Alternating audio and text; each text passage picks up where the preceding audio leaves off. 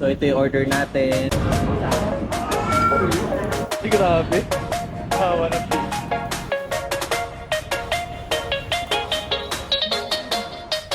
Coconut. This is coconut.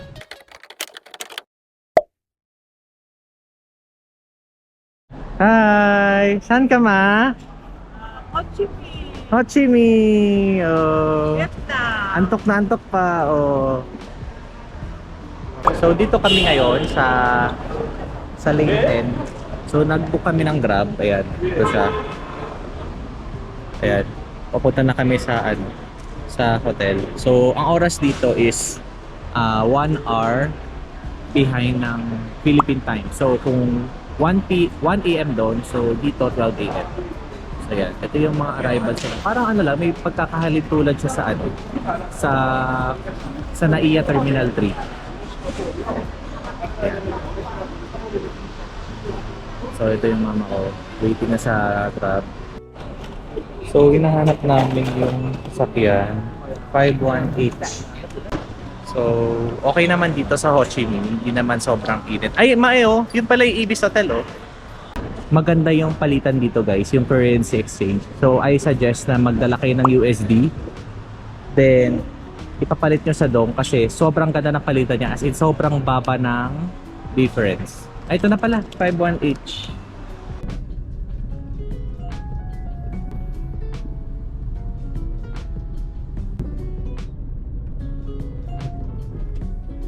Nakababa na kami. So dito na kami sa malapit sa hotel namin sa District 1. So yung mama ko gusto mag-order dito sa Cheers. So pasok ko na kami.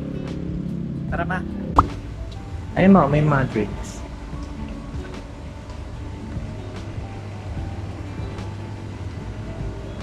May mga drinks available.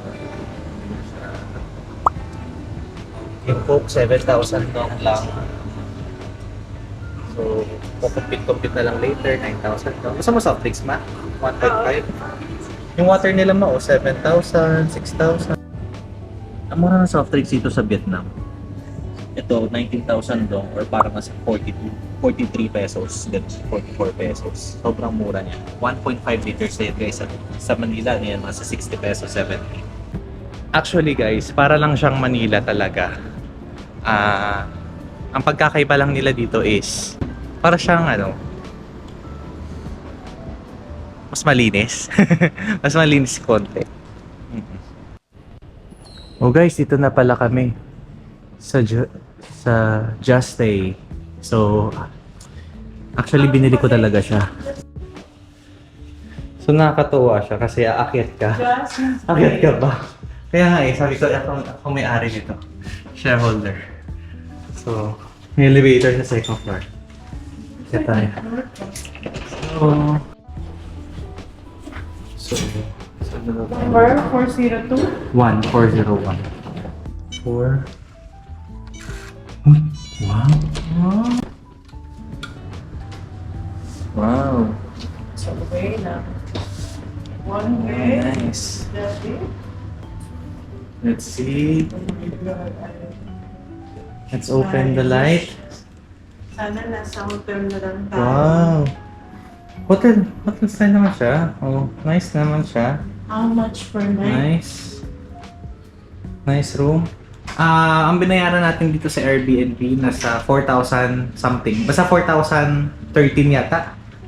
Tapos meron pa siyang mga kitchen. Ayun, pwede ka magluto, may microwave, hugasan, then may TV.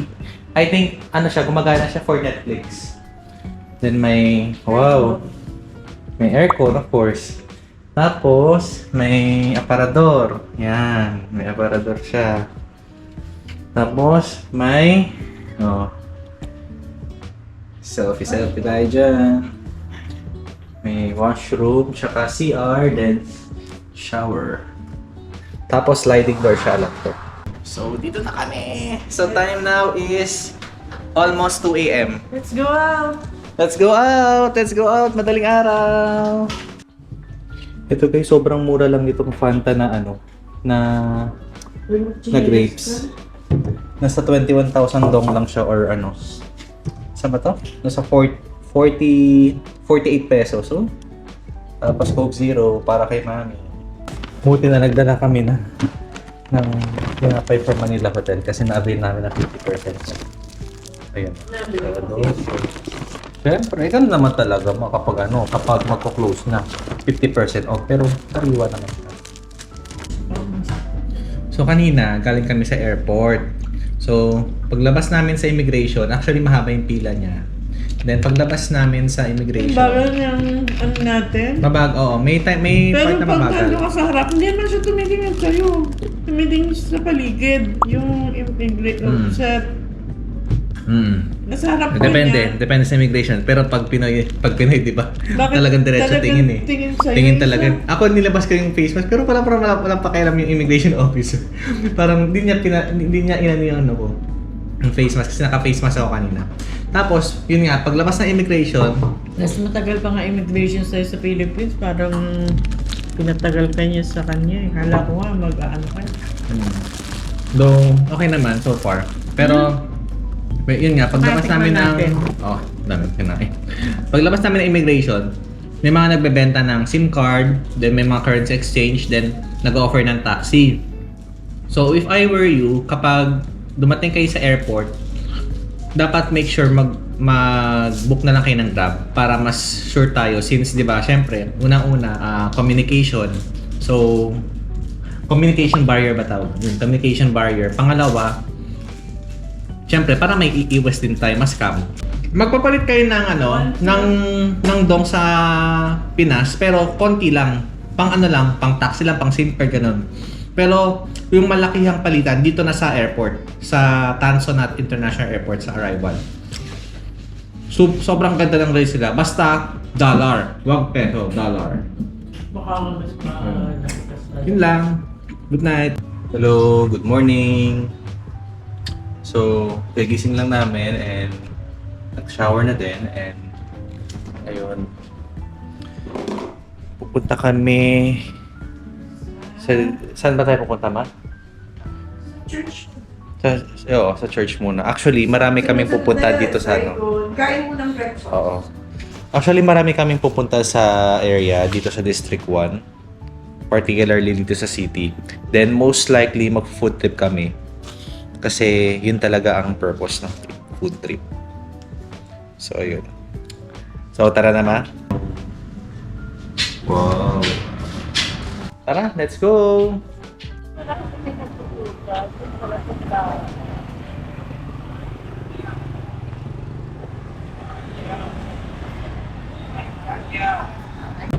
Para kaming nasa Manila, sobrang init.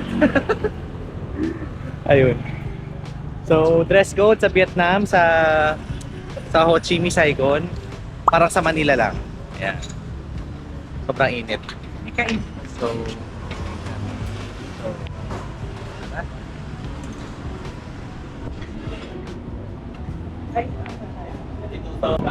ano? Ikaw, iba ka.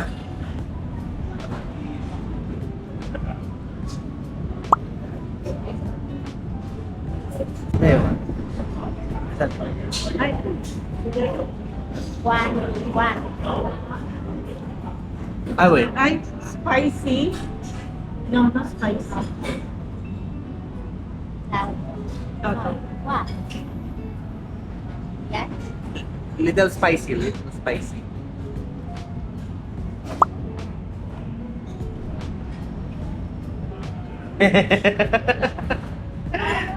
Language barrier talaga. Ayun. So, one. Tapos ang ganda na nilagay. So, may ganito. May mga gulay-gulay sila. Then, yan. Ito yung bagong galing, no? Sila. Tapos, so, may mga nakakatawain nila dito yung mga sauce. Ito, alam natin to. Cholimex. Sriracha, pineapple. Yan. Ito yung order ko. Tapos, ito yung order ni Mami. Same lang kami, pero sa akin may rice, kay Mami yung noodles. Tapos may mga side dishes, then ito. So, titigyan ko na lang kung paano nilagay. Ay, nakita ko, ilalagay ko. Wait lang. Tama ba? Ilalagay sa sabaw dito or hindi? Kaya nga eh. Parang hindi. Parang hindi nila nilalagay pa.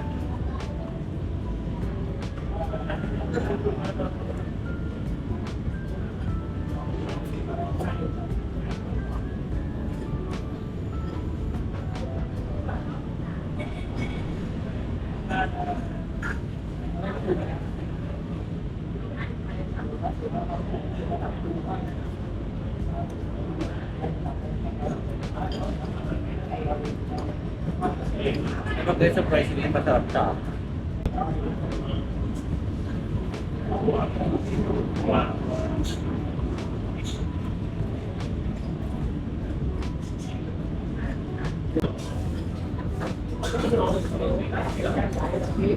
Gusto ko yung gantong sauce. Parang chili sauce.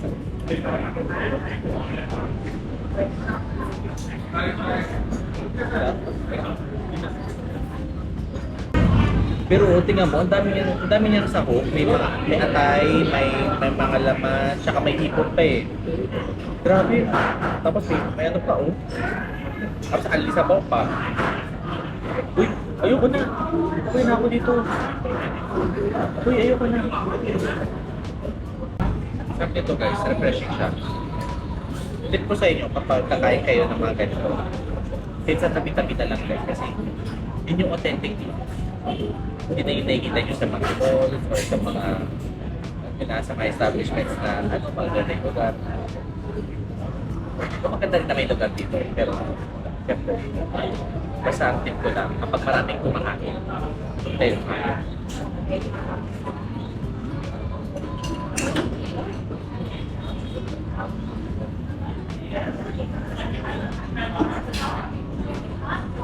Stop.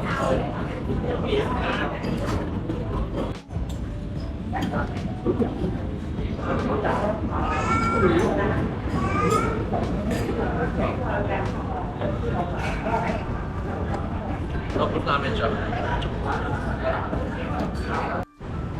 Dito guys sa Ho Chi Minh, madaming motor as in sobra.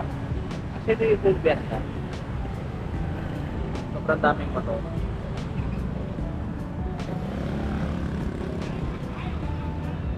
Ay, nag-away pa. So, ito yung outfit for the day namin. Yan. Ano ba? Yan. Hat, New Balance, Oo. Laos, SM, Oo. Uniqlo, Oo. Vans, Uniqlo. Uniqlo. Ako, Shein. Ako, Shein. Shein na t-shirt. Tapos, Uniqlo then Crocs. So, check kami na itinerary ngayon. May bag pa pala ako. Ganun. So, ngayon, check kami ng mga pupuntahan ngayon. May KFC pa. May KFC pala dito. KFC. Yan. Ay, nakakatawa siya. Beta. Ano to? Spoon? Ay, di ko sure. Ito check kami ng mga kakainan ngayon.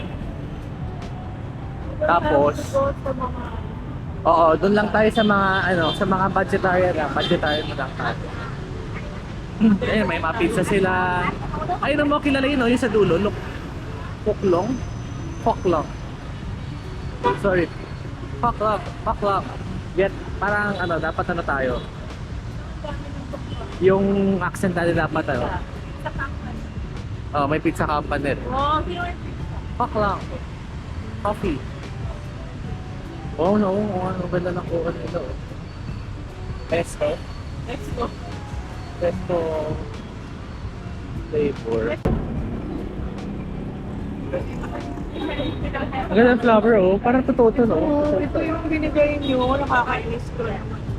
Pero naman sa, okay lang. Ganda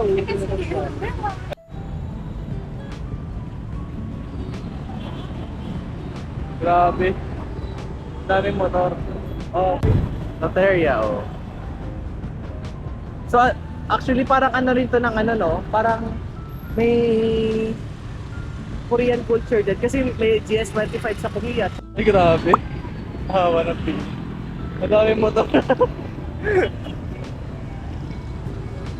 Lawit tayo. Tara.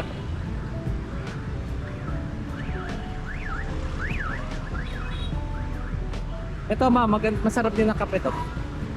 Hoho. Mamayang gabi na lang.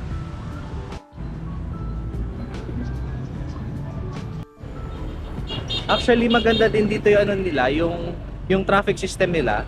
Unang-una kasi yung hindi masyadong traffic dahil maraming motor kasi majority talaga ng ano dito, ng transport dito is motor, tapos konti lang yung mga buses tsaka mga taxis. Then ang sabi daw kapag tatawid ka, wag ka daw yung iiwas sa kanila. Sila daw mismo yung iiwas sa'yo. So tulad namin, ginagawa namin, lakad lang kami, dire-diretso lang lakad. Syempre, nagche-check din kami sa mga check din namin, nagpapakiramdaman din kami kung sino yung mauna. Pero basta ano lang, chill lang kami, lakad lang, mabagal lang, ganyan. Sila na mismo yung iiwas sa'yo. O may KFC na naman, oh.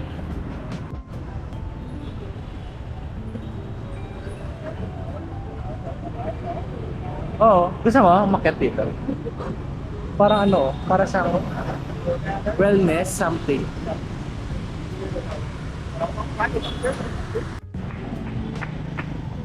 Meron dito ang Charles Inquito, dito sa area na to, sa Benta.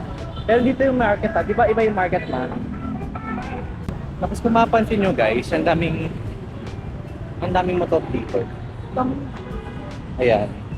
So halos lahat na nagtatrabaho, mga establishment, for sure may motor. Yeah. Nakakatawa lang. May Adidas din. Yan, Innisfree.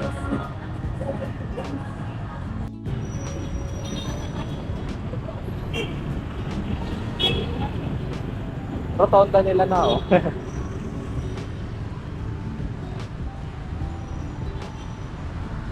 20 kilos naman tayo, eh. Grabe. Ayan, nakabili na si Mami ng SIM card. Mas mura, 100,000 dong. For 10 days na siya. Pero ayun. Ikaw lang magkano? Ingat, maingat. Sa airport, 200,000 dong. 5 days. 5 days. No sharing. No sharing talaga. So, kapag pupunta kayo dito, Depende siguro. kapag pupunta kayo dito, hiwalay kayo SIM card kasi Double the price. hindi, ang sinasabi kasi ni Kuya, 200,000, ibig sabihin, dalawa SIM card ang bibilin mo. Ganun siya. So tama nga hinala ko, no sharing talaga sa data. Kaya kapag nandito kayo, kunyari, tatlo kayo bibiling SIM card. Then maghahanap na lang kayo ng Depende siguro. pinakamurang deal. So mahal yung 200,000 na nabili ko. Pero kailang next time alam ko na. Para siyang sports stadium or something. Ayun, no? Second hit. Wow.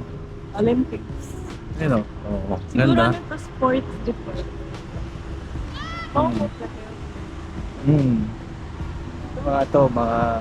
Puro mga stadium siya. So, dito tayo ngayon sa sa Taodan Park. So, ito yung first sightseeing namin for today. Yan. Siya. So,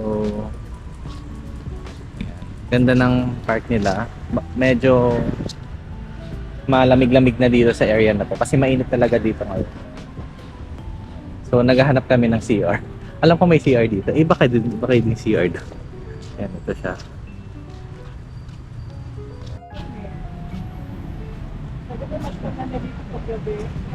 Parang weather lang ang Pilipinas. Ganda pa park natin. Naiihin na kami pero close yung CR nila guys. At sa main close din. Close siya. Galing. Sponsored ni Sunlight. Galing. Sunlight Vietnam. Nice. Galing. Proud Sunlight for here.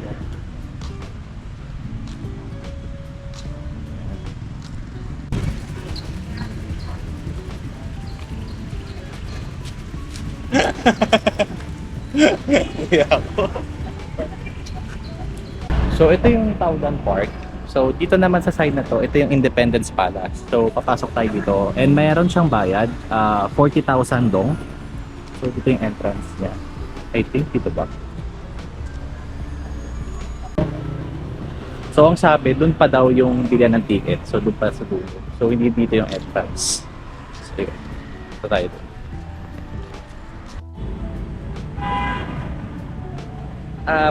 Coconut. This is coconut. Tara. Coconut kayo dyan.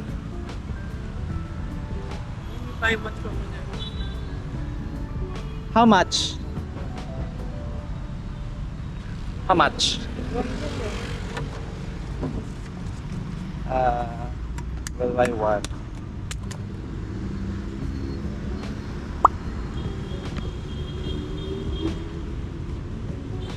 Nakuha na ng Justin. Ay, one only. Sige, sige, okay na. Okay na. Okay. Scam ka na. Nascam kami, pero Magkano isa? okay lang, masarap naman, 100. Matamis naman siya, pero nascam tayo.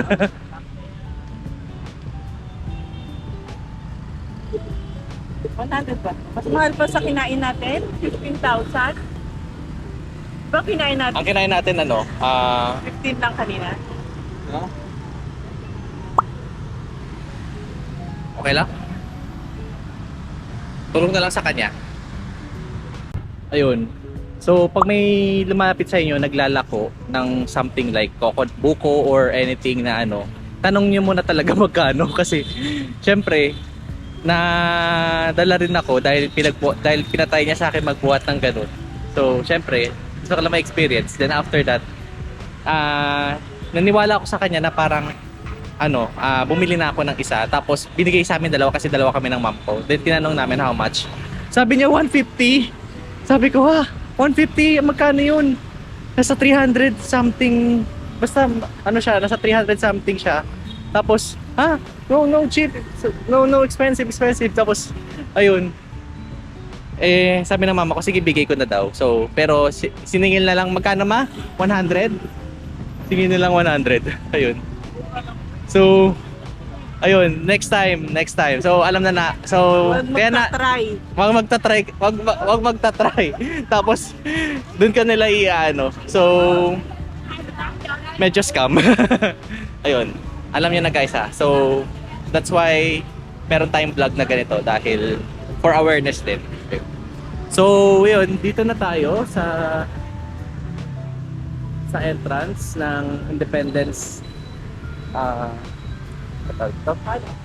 Independence Palace. Ayan. Kaya yung mga So, hanap tayo pagkain, ng tickets. bibigay sa'yo, wag mo itatry. Kaya nga, yes. So, yun. Okay lang naman. 200 pesos, not bad. Take 115 pesos each. Mga ganon. 150k nga gusto niya Oo nga 150k from 150k to 100k. Oh. Ayun. So next time talaga. Don't try. I think you take it. Yes. Yung soft drinks nga. Yung soft drinks nga 7,000 dong lang. 'Di ba?